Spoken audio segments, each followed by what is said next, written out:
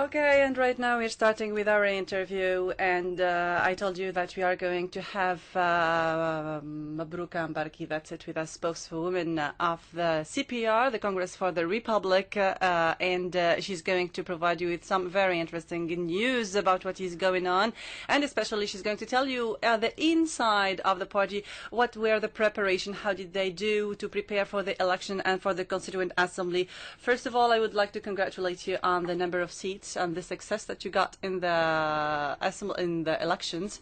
It's about 30 seats, I suppose? Yes, it's 30 seats. Thank you. Yes. So your party is famous for attracting a great number of youth. Why do you think is it so interesting for young people to ally themselves on your part?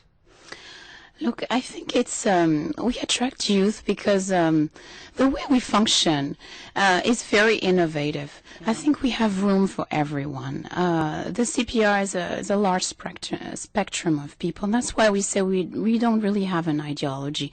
But we have some values and belief.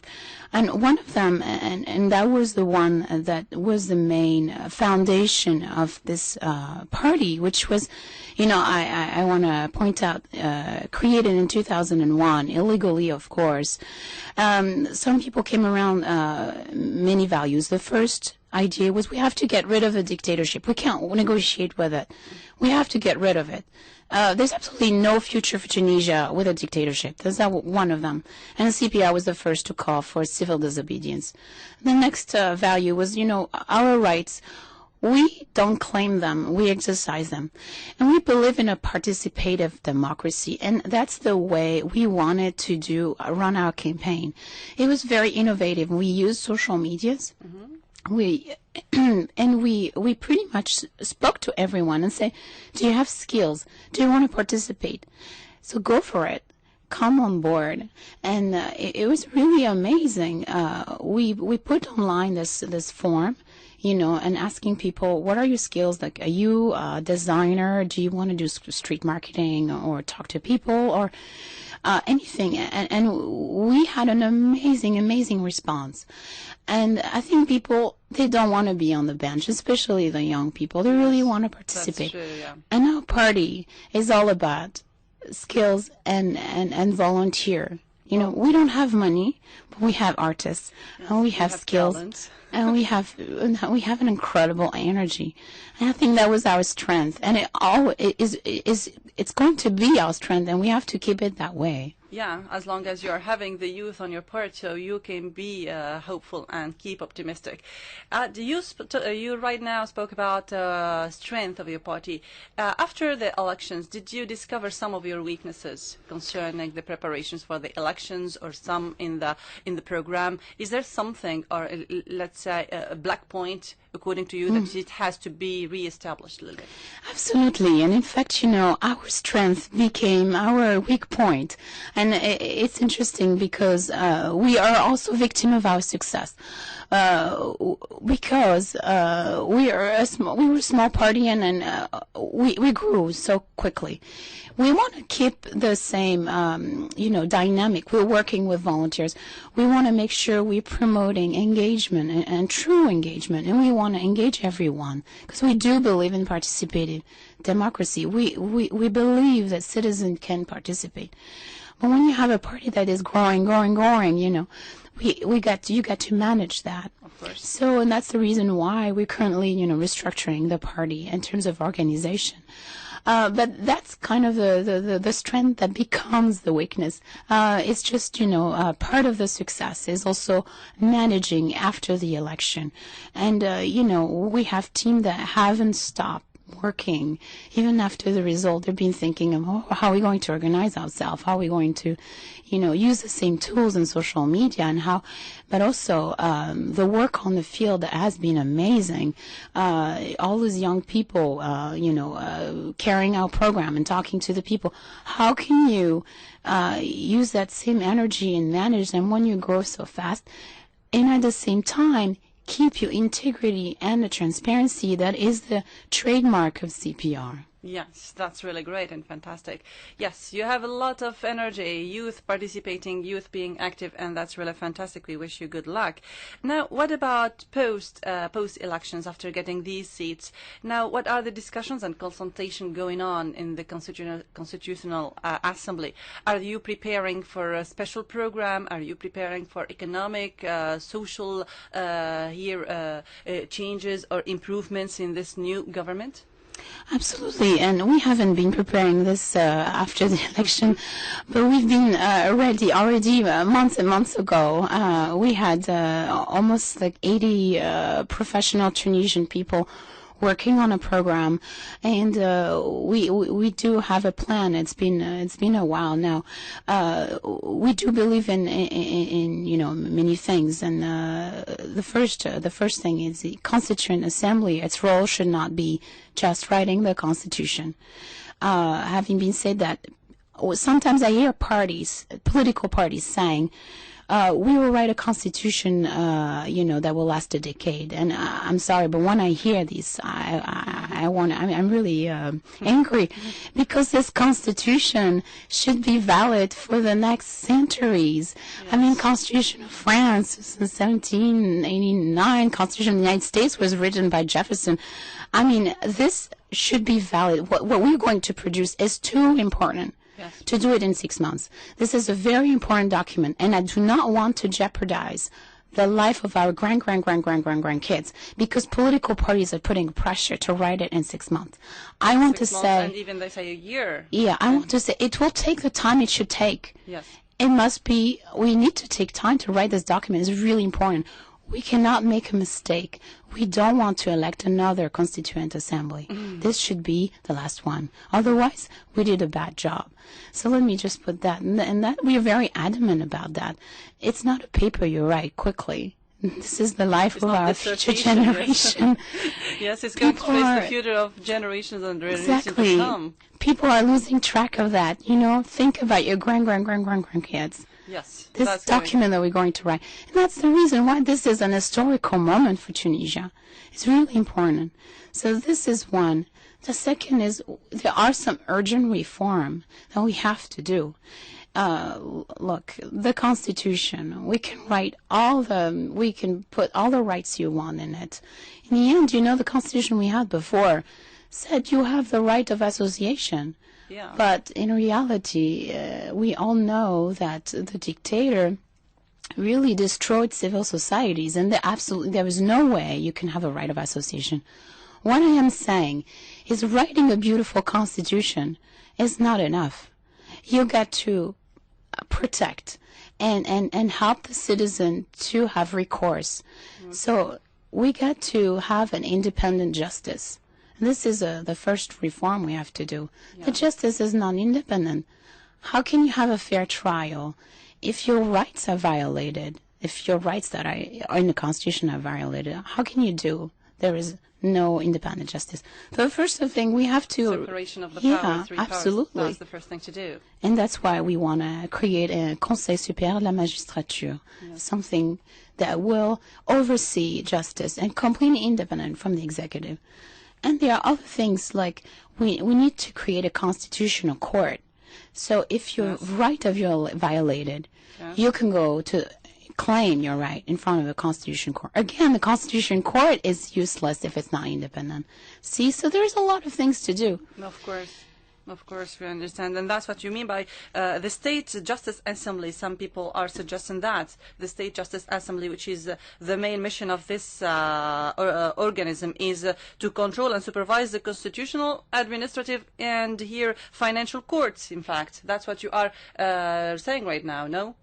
What we are saying is the Assembly will have two roles. We need to oversee what the government is doing, but also we need to push some reforms that are really important. Reforms that are so important that if we don't do them, the Constitution is worthless. Yes. You see, let me just point out another example.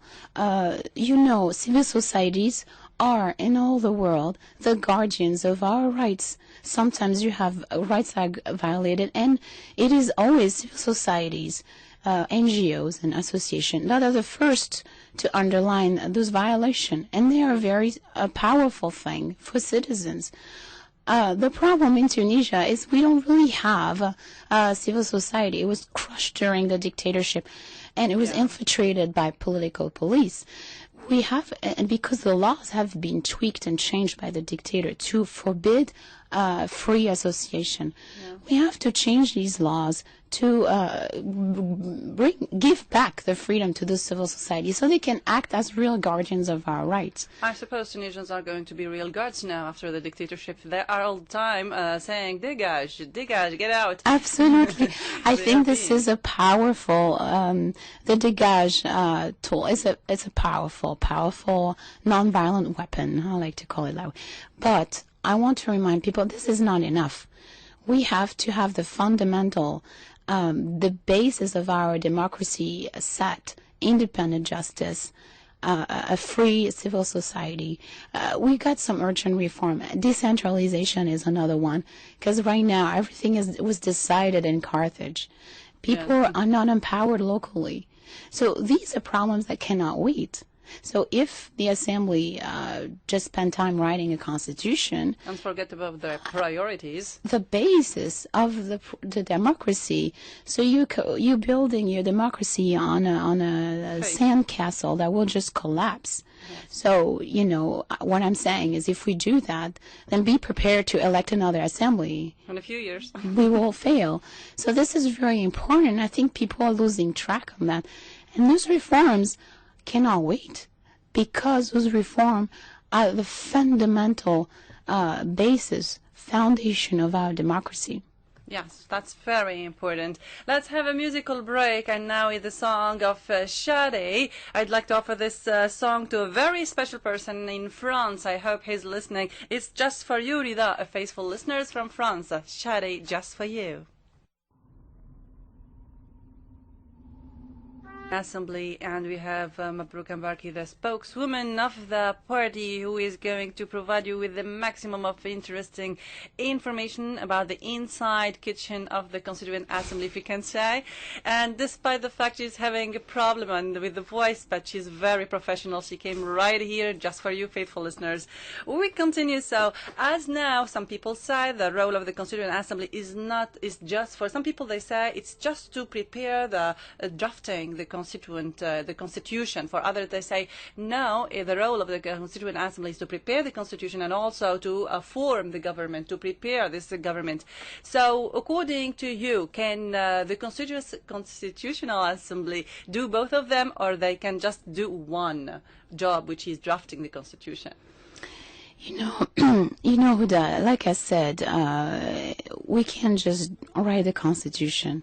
Doing so and forgetting all the fundamental bases that will strengthen our democracy will be a large mistake. Also, we believe, you know, the future regime should be a mixed presidential parliament.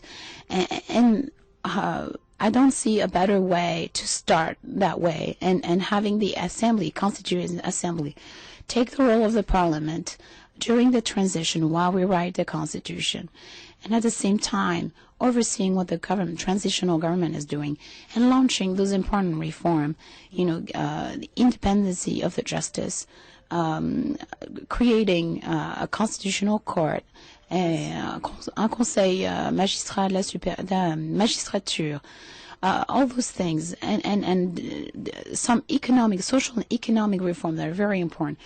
The transitional government alone cannot do that. Why? Simply because we believe in the separation of power. So an executive cannot do the legislative. Right now, this is what's happening right now.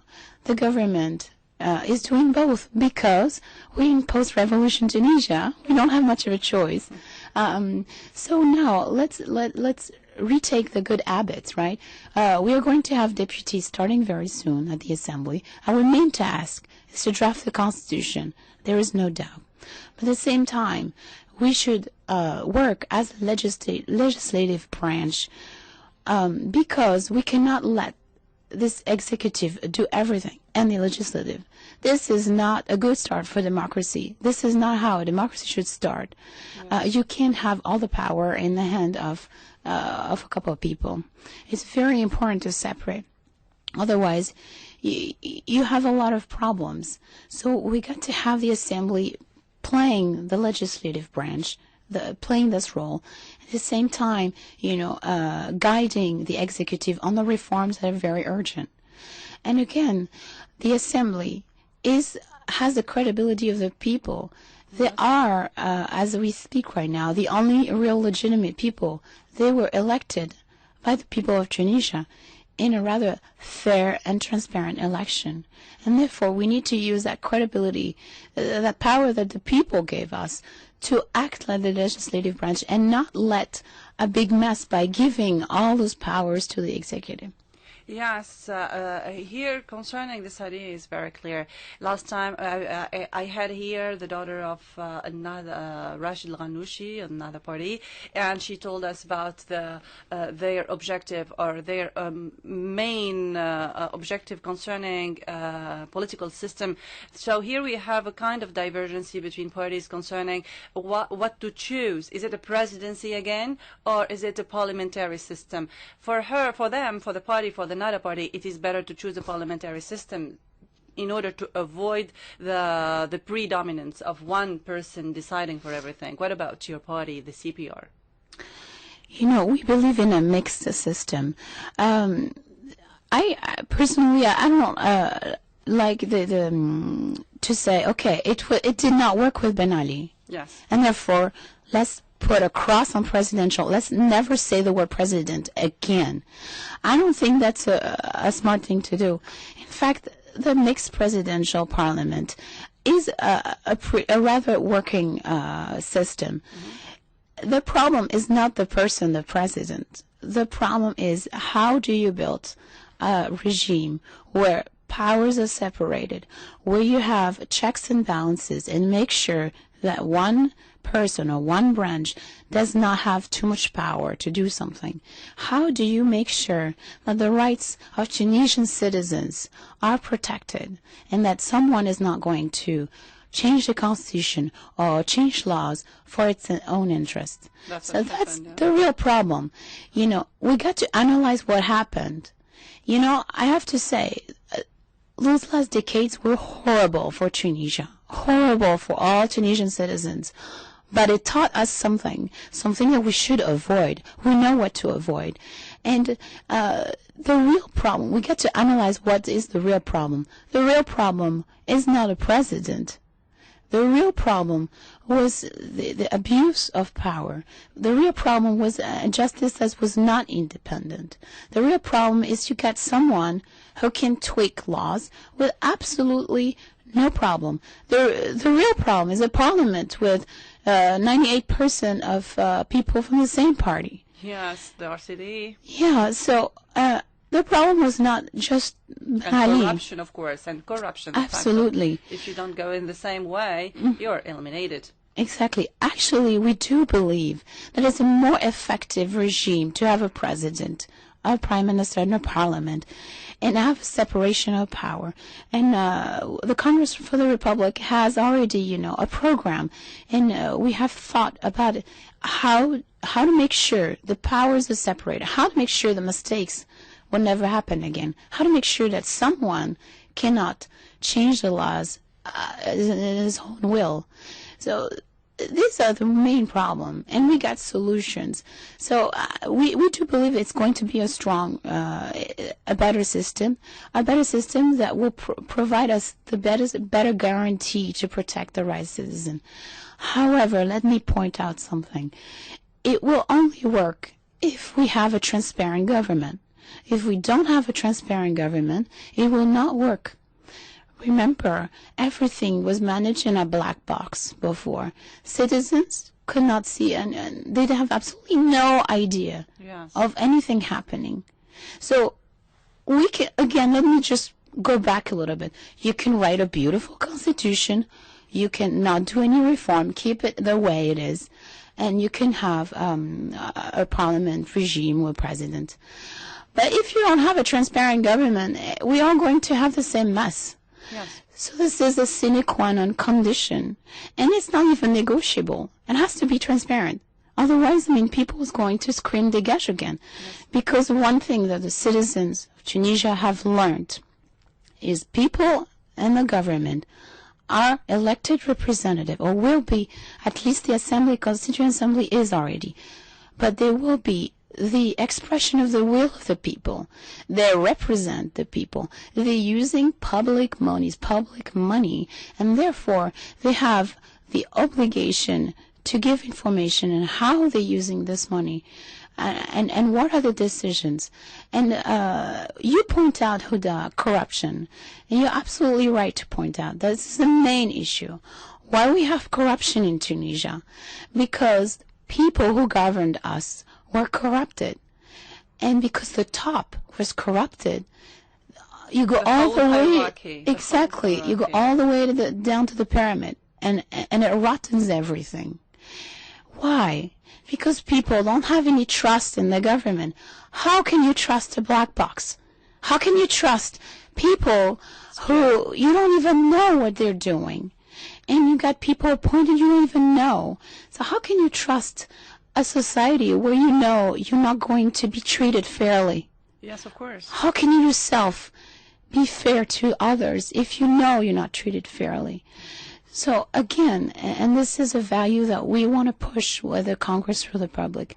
We believe in many things, you know, in those important reforms, having a constitution that protects the laws, having recourse action for citizens, having a vibrant civil societies that will protect us.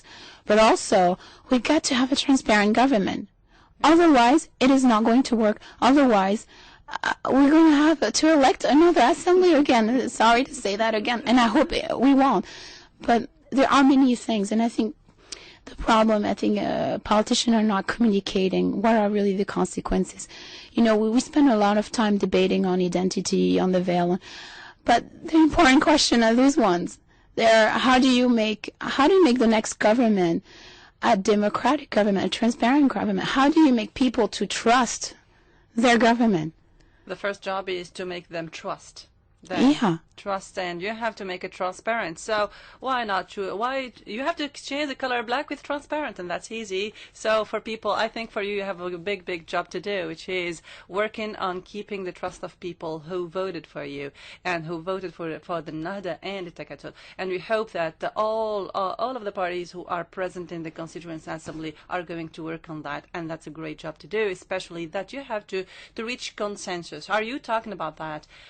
Preparing for your next all job that you have to do. Are you starting coalition with other parties? Did you start negotiating things? Look, first of all, I don't like to use the word coalition or negotiation. Let me just point out something. These elections were the first fair, transparent election, legitimate election. Of course, there were minor irregularities, but overall, this is the first free, transparent election. Therefore, this assembly, these 217 people, represent the will of Tunisian people. That you like it or not, we got to respect that. Yeah. That you like those parties or not, you got to respect that. We got to work with them. Now, working with them doesn't mean that we're going to implement their programs, right? You know, just to an example, our program, is not conservative. Others have more conservative programs. We have to work with parties. It would be a mistake not to work with them. And again, coalition, or I don't like this word because that means we're going to consensus on what you're doing. However, I have to point out that I'm not part of this high-level negotiation. However, I do believe that the way we work will influence, I hope, my colleague deputies at the Assembly, Constituent Assembly. We talked about transparency. One of the things that we want to do is changing our behavior right away. As deputies, we have to give information for the people that we represent. And we're hoping that our initiatives will influence other deputies. to me, that's the way we work with them. It's also bringing up innovative ideas and having them on board on things that will... I'm sorry about my voice. Sorry. Let's have a musical break just for you. Yeah, I'll go back to that. And we go back to music again. For the simple fact that I came alone. Ain't no sunshine. Ain't no sunshine. Ain't no sunshine. When he's gone. Ain't no sunshine. Ain't no sunshine. Ain't no sunshine. When he's gone. Ain't no sunshine. With a sore throat, and I'm still insisting with her, but she's really professional. Don't worry about her. She's young, she's full of energy, and she's great. So let's continue with the last issue concerning the Constituent Assembly, and which was a surprise for everybody, in fact, this one concerning العريضة الشعبية. So people were surprised to have many seats for the عريضة الشعبية that nobody knew before. We didn't even hear about election campaign. They did not have a campaign, and the day of the proclaiming the results, it was a shock for everybody. How did you live that moment? Did you hear about this party before? Look, during their election, I was actually south in a region next to Sfax, and someone brought the name Hashmi Hamami, and I was wondering, who's that? And I met a fisherman. So you never heard about? Yeah, I never heard him. So when the result came and his name was everywhere, yeah, it was a surprise. I would say a pretty worrisome surprise, because how come, again, in a total lack of transparency, you got suddenly a party that comes out of nowhere, nobody heard of, and they have many seats. It's very worrisome, because to me, a party that is not transparent, we right away, it has a red mark. We have to be really careful. We don't really know. Is it RCD facade? We don't know. As we speak right now, they're claiming no.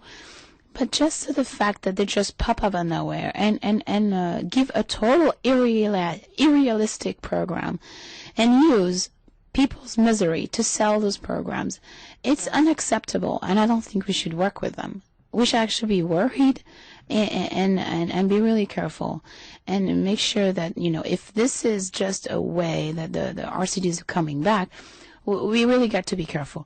However, let me say something. The Congress for the Republic, we want to have elections for in each town, بلدية. Yeah, municipal election. Here's the word in English. In 6 months.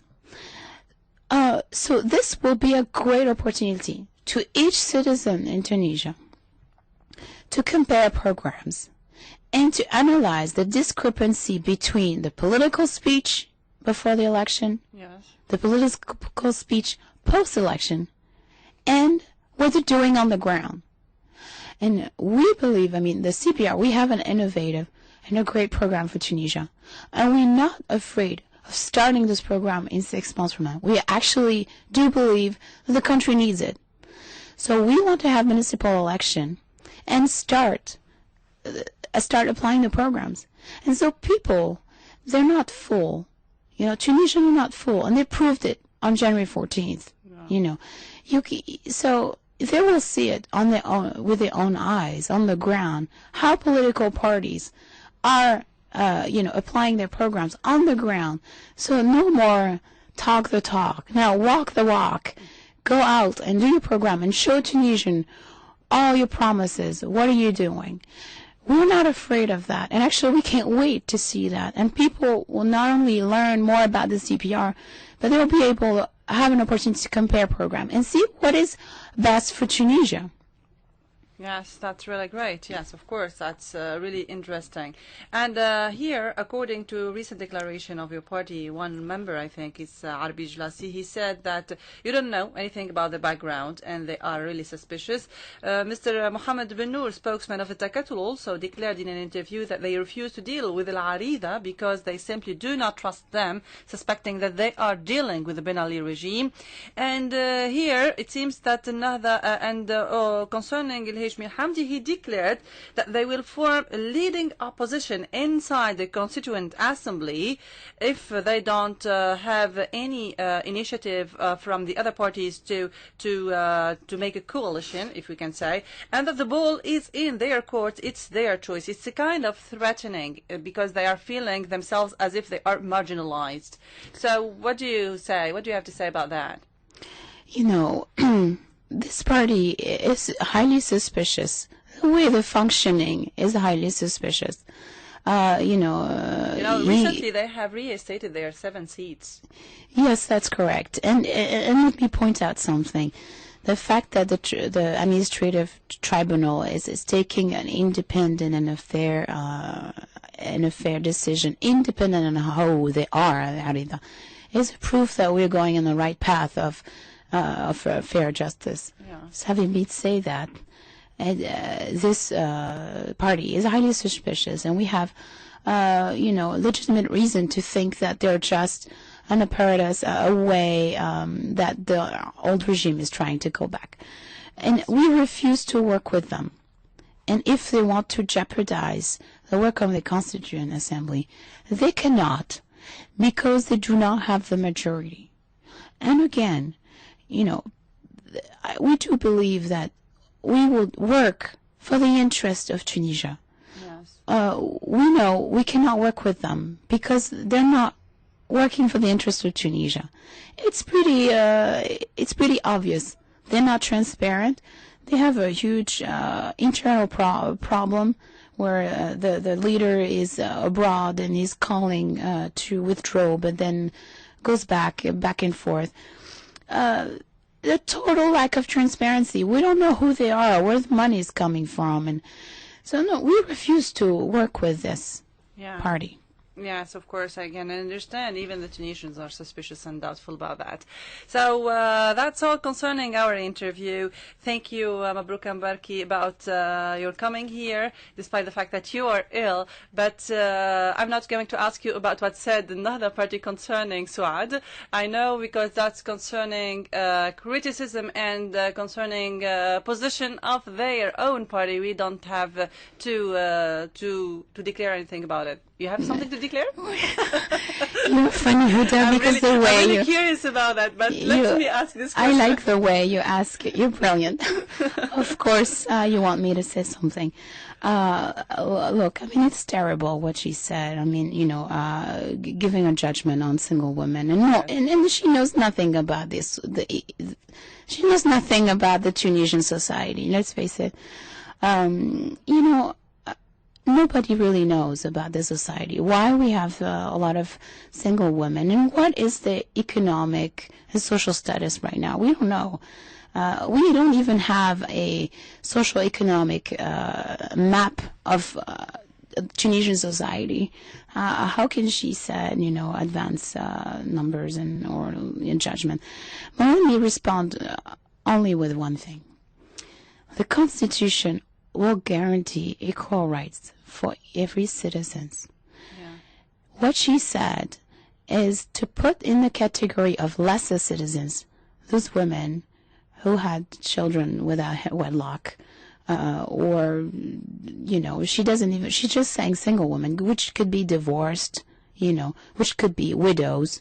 So not only she did not specify, in fact. Not only she's not specified. So, I mean, if we take all her words, she's talking about widows and she's talking about divorced. But, she is putting those people in a category of lesser citizen, and that is anti-constitutional. Yes, anti-constitutional, and that's against freedom of people, in fact.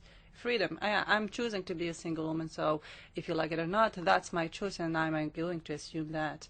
That's it concerning freedom of liberties. And thank you, Mabrouka, for coming. And we hope to have you again here after the next elections, municipal elections, so that we can see Fully in what's going 6 on. months.